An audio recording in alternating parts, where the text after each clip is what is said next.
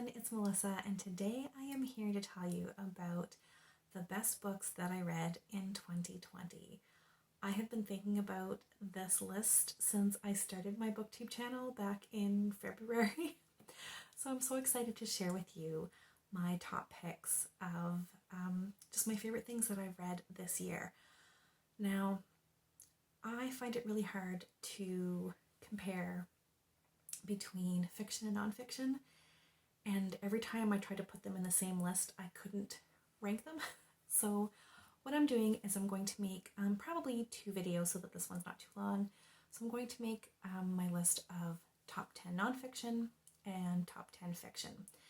So today I'm going to talk about the top 10 fiction books that I read in 2020.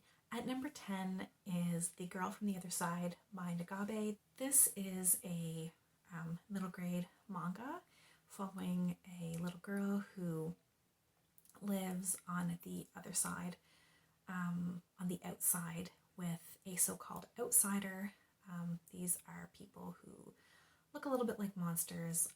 They carry some sort of plague or curse that they spread by touching, and so this little girl is being cared for on the other side by an outsider who obviously can't touch her or anything because he doesn't want to spread the curse. It has a very dark and eerie quality to it, but it was very tender and sweet, and I just loved it, and I'm excited to continue the series. At number 9 is probably the strangest book on this list, but I really loved it, and it's 15 Dogs by André, Alexis. So this follows 15 dogs who are given human consciousness or human level intelligence by 2 gods who I can't remember who they are now. I think it was Hermes and Apollo maybe, but they're having a little bit of an argument, and they make a bet about whether dogs can live a happier life than people could if they had the same level of intelligence. And so they bestow human intelligence on these 15 dogs, and we go through the novel seeing what will happen to these dogs. They've made this bet. One of them thinks that they're all going to die miserable, and the other thinks that at least one of them will die happy. And so we follow all 15 dogs to the end of their lives over the course of the novel. It's very weird. It really explores the meaning of life, really. I know that sounds lofty. It explores the power of language and expression through art and language. And I couldn't really get this book out of my head. I thought it was just fabulous. I think it wouldn't be everyone's cup of tea, but I really, really enjoyed it. Number 8 is Alone by Christophe Chabouté.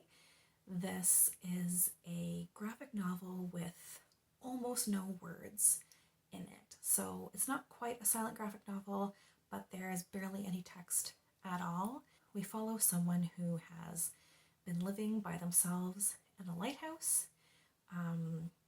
There's a couple of fishermen who have been paid to just drop off supplies to them every month or so.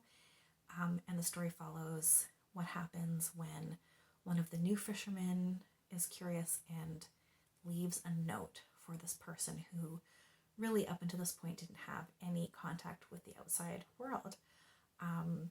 I didn't think this was going to be as impactful as it was, especially considering it's almost entirely told in picture. But I was touched by it, and I found it to be suspenseful and thought-provoking, and really, really enjoyed it. At number 7, we have Dirk Gently's Holistic Detective Agency by Douglas Adams. I am a fan of the Hitchhiker's Guide to the Galaxy series, and just wanted to pick up another Douglas Adams. It is a bit of a hard book to describe. So it is a bit science fiction, a bit comedy. It's a bit ghost story and a bit mystery. It has a little bit of something for everyone.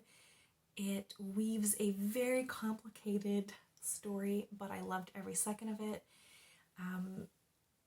I really can't tell you much about the plot because it is a very convoluted plot, but like in the best way possible. So there are a lot of seemingly unconnected little tendrils that all kind of weave together.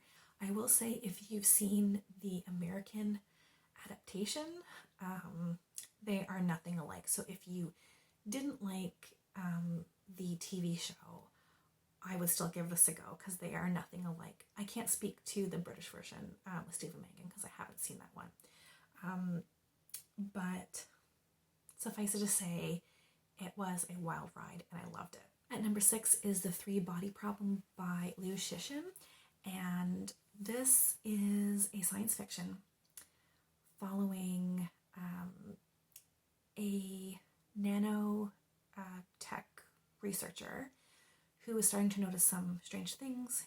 He talks to some scientists who are also noticing some strange things in their experiments, which make it seem like science doesn't exist and that nothing is real, or that their whole lives basically have been wasted in the pursuit of science. That's what kind of kickstarts the story. I found the blurbs for this book give a lot away, so I'm not going to say anything more than that. I would describe this as having interesting characters, but there's not a whole lot of like character development. So if you're someone who's big into like characterization, you might not like this.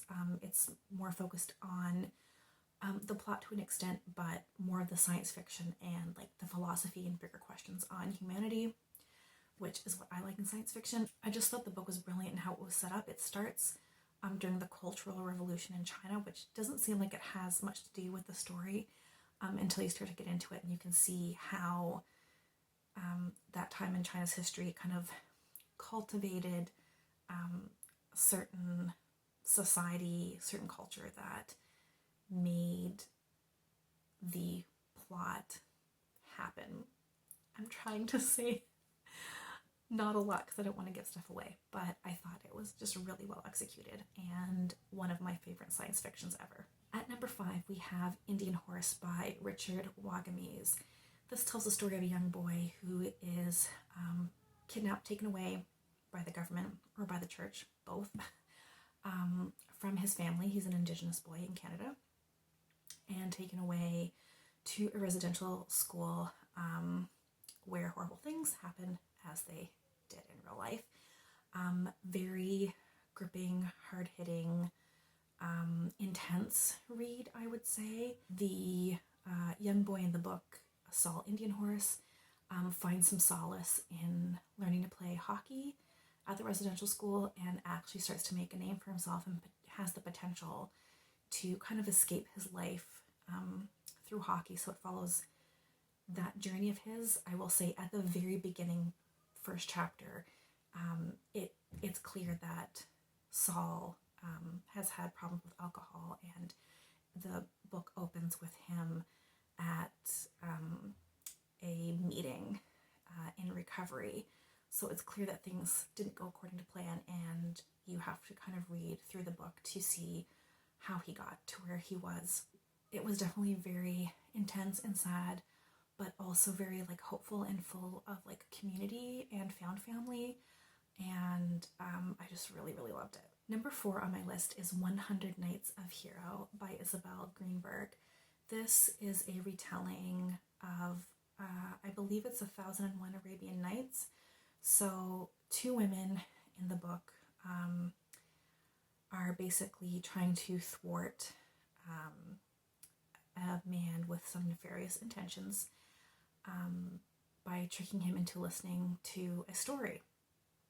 And they do this for 100 nights. So each night they tell him a different story to kind of keep him at bay, if you will. And at first this book starts with just a series of very interesting stories, but they start to come together in a really, just I think, remarkable way. I thought it was brilliantly done how the author wove together their reality with the stories that were being told. And It's just a wonderful graphic novel. I love the art style, and also I just love the themes of like sisterhood. It's a book about like women and their relationship with each other, and it was just my favorite graphic novel of the year and my fourth favorite book of the year. Number 3, I'm not going to say a whole lot about. It's Pride and Prejudice by Jane Austen. It's the first Jane Austen I ever read. I don't know why I left it for so long. If you have any interest in reading Jane Austen at all, I would highly recommend it. I feel like it's one of those ones that does deserve the hype. I was just tearing through the pages to see what would happen. I was heavily invested. I was like yelling, literally, at the characters while I was reading it. So and it just gave me the warm fuzzies all over. I just absolutely loved it. Number 2, we have Exhalation by Ted Chiang. This is a collection of short stories. A lot of these stories I just have not been able to shake from my head. I think it's fairly rare that you find a collection of short stories that is strong beginning to end. There are always going to be some duds in there. This one, obviously there were some stories I enjoyed more than others, but I didn't feel like there was one dud. I felt like every single one was enjoyable. A lot, were just spectacular. This is something I'm definitely going to reread at some point, or at least go back to some of those stories. It's a collection of speculative fiction and really delves into questions on humanity, like what it means to be human, on memory, on our existence, on what constitutes like intelligent thought. It was the best short story collection I've ever read, and it was a contender for the top spot, but that just has to go with the book that I read last year in February and have been thinking about probably weekly at least since then. That's the Book of Night Women by Marlon James. This is a novel set in Jamaica in the late 1700s, early 1800s, I think it was. It was a time in Jamaica's history where slavery was particularly brutal. The Black enslaved population on Jamaica outnumbered white people. It was something like 30 or 35 to 1. And so white slave owners and white people in general were very tense. And there was even more violence than typical, which is saying a lot. In the book, we're following a girl named Lilith. It's kind of like her coming of age story. She kind of gets involved in this group called the Night Women, who are planning a slave revolt. This was the time in Jamaica's history where there were a lot of revolts. You follow her through all of her different emotions and thoughts, and conflicting thoughts. And I just loved how this book handled her story, handled the story of those around her.